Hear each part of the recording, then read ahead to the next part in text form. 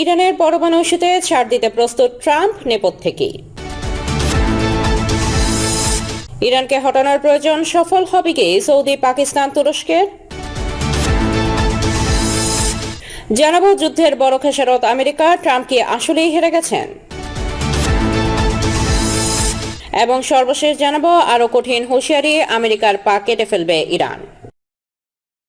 দর্শক শুনছিলেন সংবাদ শিরোনাম, এখন জানিয়ে দেব বিস্তারিত সংবাদ। তবে তার আগে অনুরোধ থাকবে এই ভিডিওটিতে একটি লাইক দিন এবং কমেন্ট করে জানিয়ে দিন আপনি কোথা থেকে বা কোন জেলা থেকে আমাদের সংবাদ শুনছেন এবং দেখছেন। ইরানের পরমাণু ইস্যুতে ছাড় দিতে প্রস্তুত ট্রাম্প নেপথ্যেই। ইরানের সঙ্গে ইসরায়েল যুক্তরাষ্ট্রের সংঘাতে নতুন মোড়। পারমাণবিক চুক্তি ছাড়াই সংঘাতের ইতি টানতে চাইছেন মার্কিন প্রেসিডেন্ট ডোনাল্ড ট্রাম্প। নতুন পারমাণবিক চুক্তি ছাড়াই সমঝোতার পথ বেছে নিতে পারেন তিনি, কিন্তু হঠাৎ কেন অবস্থান বদলাচ্ছেন ট্রাম্প? ইরানের পরমাণু কর্মসূচি নিয়ে দীর্ঘদিনের কঠোর অবস্থান থেকে সরে আসার ইঙ্গিত দিচ্ছে ট্রাম্প প্রশাসন। ওয়াল স্ট্রিট জার্নালের প্রতিবেদন বলছে, তেহরানের সঙ্গে পূর্ণাঙ্গ চূড়ান্ত পারমাণবিক চুক্তির পরিবর্তে এখন হরমুজ প্রণালী পুরোপুরি খুলে দেওয়াকেই বেশি গুরুত্ব দিচ্ছেন মার্কিন প্রেসিডেন্ট ডোনাল্ড ট্রাম্প। মার্কিন কর্মকর্তাদের দাবি, কয়েক সপ্তাহ ধরেই এমন একটি সম্ভাব্য সমাধানের পথ তৈরি করছেন ট্রাম্প। এমনকি জ্যেষ্ঠ সহযোগীদের তিনি ব্যক্তিগতভাবে জানিয়েছেন, ইরানের সঙ্গে নতুন পারমাণবিক চুক্তি না হলেও আলোচনা থেকে সরে এসে সংঘাতের অবসান মেনে নিতে পারেন তিনি।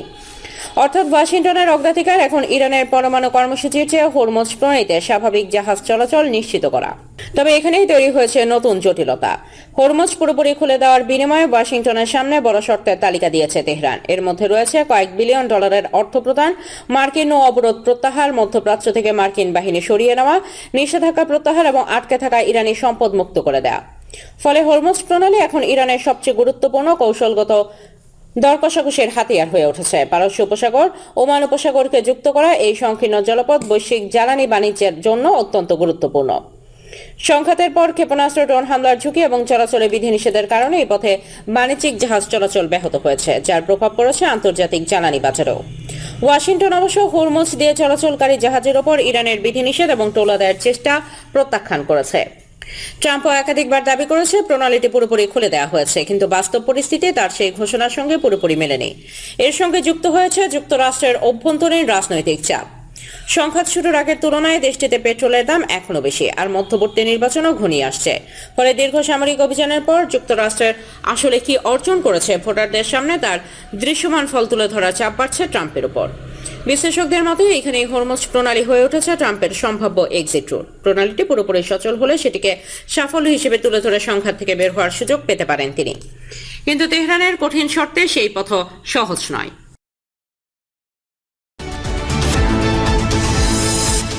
ইরানকে হটানোর প্রয়োজন সফল হবে কি সৌদি, পাকিস্তান, তুরস্কের?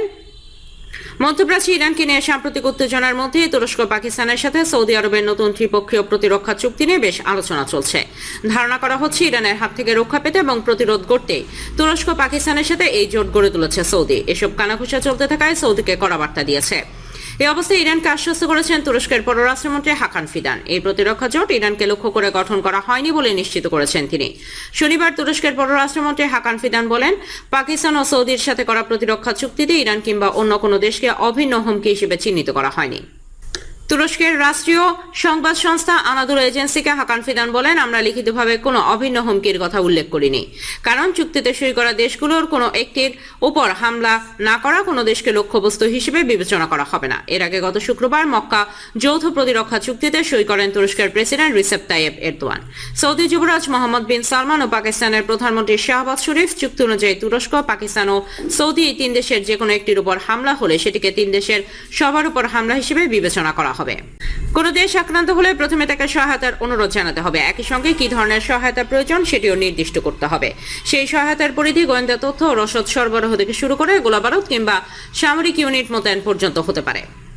নতুন জোটের আওতায় রাজনৈতিক ও সামরিক কমিটিও গঠিত হবে। এসব কমিটিতে পররাষ্ট্রমন্ত্রী, প্রতিরক্ষামন্ত্রী ও সামরিক বাহিনীর প্রধানেরা থাকবেন।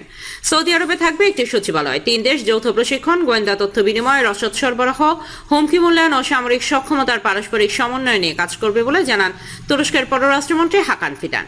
এদিকে তুরস্কের আশ্বাসের পরও এই চুক্তির সমালোচনা করেছেন ইরানের বেশ কয়েকজন কর্মকর্তা। সেই সঙ্গে নিরাপত্তার জন্য নতুন মিত্রদের উপর নির্ভর না করতে সৌদি আরবকে সতর্ক করেছেন তারা। ইরানের পার্লামেন্টের জাতীয় নিরাপত্তা পররাষ্ট্রনীতি বিষয়ক কমিটির সদস্য মাহমুদ নাবাবিয়ান বলেন, তুরস্ক পাকিস্তানের সঙ্গে সহযোগিতা সৌদি আরবের নিরাপত্তার নিশ্চয়তা দেবে না, সৌদি নেতাদের বিষয়টি বুঝতে হবে। এদিকে এই চুক্তিকে কাগজের চুক্তি বলে উড়িয়ে দিয়েছেন একই কমিটির আরেক সদস্য ইব্রাহিম রেজাই। এছাড়া শুক্রবার এক্সে এক বার্তায় এই জোটের ইঙ্গিত করে মধ্যপ্রাচ্যের দেশগুলোকে নিজেদের উপর নির্ভর করার আহ্বান জানিয়েছেন। একে তিনি প্রকৃত ভ্রাতৃত্ব বলে বর্ণনা করেন। বিশেষজ্ঞরা বলেন, সাম্প্রতিক যুদ্ধে যুক্তরাষ্ট্রকে নিজেদের দেশের ঘাঁটি ব্যবহার করতে দেওয়ায় সৌদির উপর মুহুর্মুহু হামলা চালিয়েছে ইরান। যুদ্ধের বড় খেসারত আমেরিকা, ট্রাম্প কি আসলেই হেরে গেছেন? ইরানের সঙ্গে চলমান সামরিক অর্থনৈতিক সংঘাত সামলাতে ট্রাম্প প্রশাসনের নীতি সম্পূর্ণ ব্যর্থ হয়েছে বলে মন্তব্য করেছেন মার্কিন ডেমোক্র্যাট সিনেটর ক্রিস মার্ফে। তিনি দাবি করেন, এই সংঘাত যত দীর্ঘায়িত হচ্ছে, আন্তর্জাতিক অঙ্গনে যুক্তরাষ্ট্র ততই দুর্বল হয়ে পড়েছে এবং বিপরীতে সামরিক অর্থনৈতিকভাবে শক্তিশালী হয়ে উঠেছে ইরান। রোববার এনবিসির জনপ্রিয় রাজনৈতিক টক শো মিট দ্য প্রেসে এক দীর্ঘ সাক্ষাৎকারে ক্রিস মার্ফি মার্কিন প্রেসিডেন্ট ডোনাল্ড ট্রাম্পের তীব্র সমালোচনা করে এসব কথা বলেন। সিনেটর মার্ফি স্পষ্ট ভাষায় বলেন, এই মুহূর্তে যুদ্ধ দ্রুত শেষ করা ওয়াশিংটনের জন্য জরুরি হয়ে পড়েছে। প্রতিদিন যুদ্ধ চলতে থাকলে যুক্তরাষ্ট্রের বৈশ্বিক অবস্থান এবং সামরিক সক্ষমতায় ক্ষয় দেখা দেবে। সংকট নিরসনে এবং বিশ্ব অর্থনীতির জন্য অত্যন্ত গুরুত্বপূর্ণ হরমুজ প্রণালী পুনরায় উন্মুক্ত করতে প্রয়োজনীয় একটি খারাপ চুক্তি মেনে নেওয়ার পক্ষেও মত দেন তিনি।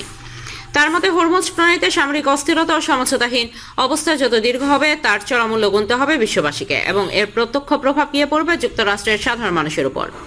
এদিকে হরমুজ প্রণালী উন্মুক্ত করে দেওয়ার বিষয়ে তেহরানের অবস্থান বেশ কঠোর। ইরানের পক্ষ থেকে জানানো হয়েছে, যে কোনো সমঝোতায় পৌঁছানোর আগে ওয়াশিংটনকে 3টি মূল শর্ত পূরণ করতে হবে। প্রথমত, ইরানের উপর আরোপিত মার্কিন অর্থনৈতিক নিষেধাজ্ঞা সম্পূর্ণরূপে প্রত্যাহার। দ্বিতীয়ত, ইরানের নৌসীমা ও সংলগ্ন এলাকা থেকে নৌ অবরোধ বা ব্লকেট তুলে নেয় এবং সাম্প্রতিক যুদ্ধ ও সামরিক আগ্রাসনে ইরানের যা ক্ষয়ক্ষতি হয়েছে তার জন্য যুক্তরাষ্ট্রকে আনুষ্ঠানিকভাবে ক্ষতিপূরণ প্রদান। উল্লেখ্য, ওয়াশিংটন ও তেহরানের মধ্যে এখনো সরাসরি কোনো দ্বিপাক্ষিক আলোচনা শুরু হয়নি।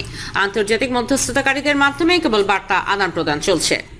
যুদ্ধ পরিচালনা নিয়ে মার্কিন কংগ্রেসেও তীব্র মতবিরোধ তৈরি হয়েছে। সেনেটর মার্ফি স্পষ্ট জানিয়ে দিয়েছেন, মধ্যপ্রাচ্যে যুদ্ধ দীর্ঘায়িত করার জন্য মার্কিন প্রশাসন বাড়তি কোনো অর্থ বা বাজেট বরাদ্দ চাইলে তিনি তার সরাসরি বিরোধিতা করবেন। তবে যুদ্ধ আনুষ্ঠানিকভাবে বন্ধ হওয়ার পর মার্কিন বাহিনীর ঘাটতি হওয়া অস্ত্র ও গোলাবারুদের মজুদ পুনরায় পূরণের জন্য তহবিল বরাদ্দে তার সমর্থন থাকবে। সম্প্রতি মার্কিন বাহিনীর অস্ত্রের মজুদ ও সামরিক সক্ষমতা হ্রাস পাওয়া নিয়ে দেশজুড়ে ব্যাপক বিতর্ক সৃষ্টি হয়েছে। যদিও ডোনাল্ড ট্রাম্প এই অস্ত্র ঘাটতির দাবি সম্পূর্ণ অস্বীকার করে জানিয়েছেন, যুক্তরাষ্ট্রের কাছে বিপুল পরিমাণ আধুনিক অস্ত্র ও গোলাবারুদ রয়েছে এবং সামরিক বাহিনী যে কোনো পরিস্থিতি মোকাবেলায় প্রস্তুত। হরমুজ প্রণালী দীর্ঘ সময় ধরে বন্ধ থাকা বা সেখানে সংঘাত চলায় গভীর উদ্বেগ প্রকাশ করেছেন অর্থনৈতিক বিশ্লেষকরা। বিশ্বে প্রতিদিন পরিবাহিত তেল ও জ্বালানির একটি বিশাল অংশ পারস্য উপসাগরের এই গুরুত্বপূর্ণ জলপথ দিয়ে সরবরাহ করা হয়। প্রণালীটি দীর্ঘমেয়াদে অবরুদ্ধ থাকলে বিশ্বজুড়ে তেল ও গ্যাসের বাজারে ভয়াবহ সংকট তৈরির আশঙ্কা রয়েছে।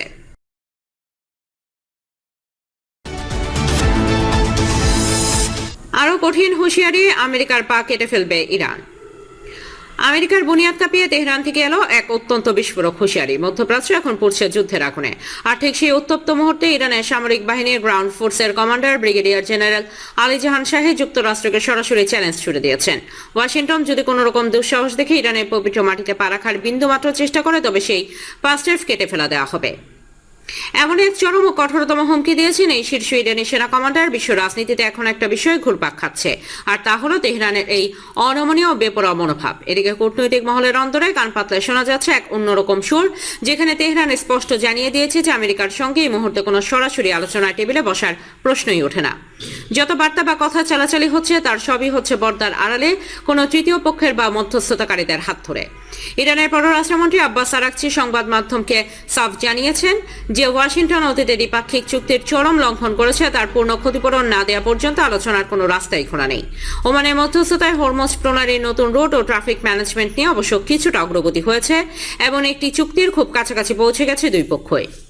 কিন্তু কৌশলগত এই গুরুত্বপূর্ণ জলপথটি কবে নাগাদ আবার পুরোপুরি উন্মুক্ত করা হবে তা পুরোপুরি নির্ভর করছে আমেরিকার পক্ষ থেকে ক্ষতিপূরণ দেওয়ার উপর। 5 মাস ধরে চলা এই ভয়াবহ সংঘাতে তেল রপ্তানি ও বাণিজ্যিক জাহাজের চলাচল মারাত্মকভাবে ব্যাহত হয়েছে, যা বিশ্ব অর্থনীতিকে এখন খাদের কিনারায় এনে দাঁড় করিয়েছে। তবে ওয়াশিংটনের পক্ষ থেকেও নাকি ইতিবাচক ইঙ্গিত মিলেছে যে ওমানের মধ্যস্থতায় চলা এই আলোচনা সফল হলে খুব শীঘ্রই হরমুজ প্রণালী থেকে বাণিজ্যিক প্রতিবন্ধকতা তুলে নেওয়া হবে। মার্কিন সূত্রের খবর বলছে, ওমানের সঙ্গে ইরানের এই সমঝোতা চূড়ান্ত হওয়ার পথে এবং শীঘ্রই বড় কোনো চুক্তির ঘোষণা হতে পারে। যুদ্ধের দামামার মাঝেও হরমুজ প্রণালীর কাছাকাছি ওমানের মসনদাম উপকূলে একটি তেল ট্যাঙ্কারে সম্প্রতি আগুন লাগার খবর পরিস্থিতিকে আরও বেশি রহস্যময় ও রোমাঞ্চকর করে তুলেছে। দর্শক, এই ছিল আমাদের হাতে পাওয়া সর্বশেষ সংবাদ। পরবর্তী সংবাদ দেখার আমন্ত্রণ জানিয়ে এখানেই বিদায় নিচ্ছি। সবাই ভালো থাকবেন, সুস্থ থাকবেন। আল্লাহ হাফেজ।